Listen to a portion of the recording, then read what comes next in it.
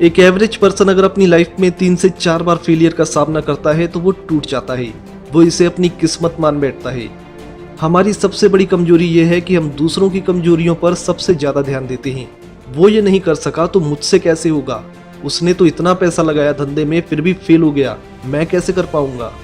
वो तो क्लास में बहुत होशियार था, पढ़ने में सबसे आगे था, उसका एग्जाम क्लियर नहीं हुआ तो मेरा कैसे होगा। दूसरों से खुद को कंपेयर करके हम खुद को हमेशा कमजोर कर लेते हैं। खुद को कभी भी दूसरों से कंपेयर मत करो। हाथी पेड़ पर नहीं चढ़ सकता तो इसका मतलब ये नहीं कि वो बंदर से कमजोर है। स्वामी विवेकानंद जी ने एक बात कही थी कि उठो, जागो और आगे बढ़ना शुरू करो। तब तक आगे बढ़ते रहो जब तक कि आप अपने लक्ष्य को हासिल नहीं कर लेते। खुद को कभी कमजोर मत समझो। खुद को कमजोर समझना सबसे बड़ा पाप है। अगर आपको लगता है कि आप कमजोर हो, जिंदगी में कुछ भी हासिल नहीं कर सकते, तो ये आपकी सबसे बड़ी गलतफहमी है। अपने आसपास नज़र उठाकर देखो, ऐसे कई लोग दिखाई देंगे जो आपसे भी बुरी सिचुएशन में हैं, लेकिन उन्होंने हिम्मत नहीं हारी है। जैसे भी जिंदगी वो जी रहे हैं उन्होंने उसे स्वीकार किया है और आगे बढ़ने के लिए हमेशा कोशिश करते रहते हैं। परिस्थितियां चाहे जैसी भी हो, हार मानकर बैठ जाने से कोई प्रॉब्लम सॉल्व नहीं होती। मोहम्मद अली से एक बार किसी ने पूछा कि इतनी मार खाने के बाद जब आप रिंग में गिर जाते हैं तो फिर वो कौन सी ताकत है जो आपको दोबारा उठकर लड़ने के लिए मजबूर कर देती है। तो मोहम्मद अली बोले कि मैं खुद से कहता हूँ कि बस एक बार और खड़ा हो जा, इस बार जीत तेरी होगी। सामने वाला लड़ते लड़ते मारते मारते थक जाता है और जब वो थक जाता है तब मैं उस पर अपना सबसे ताकतवर प्रहार करता हूँ।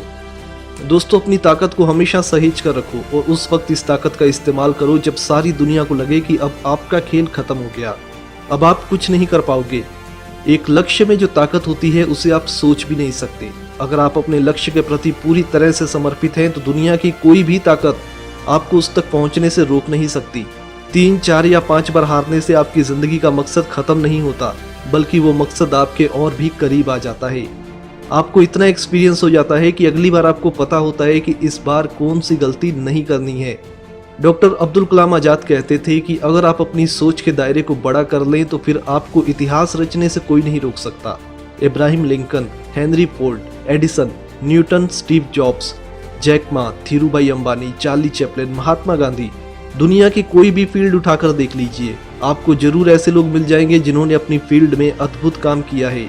तो अगली बार जब कभी भी आपके दिल में हार मानने का या किस्मत को कोसने जैसा कोई फालतू विचार आए तो खुद से कहना कि मैं नहीं रुकने वाला।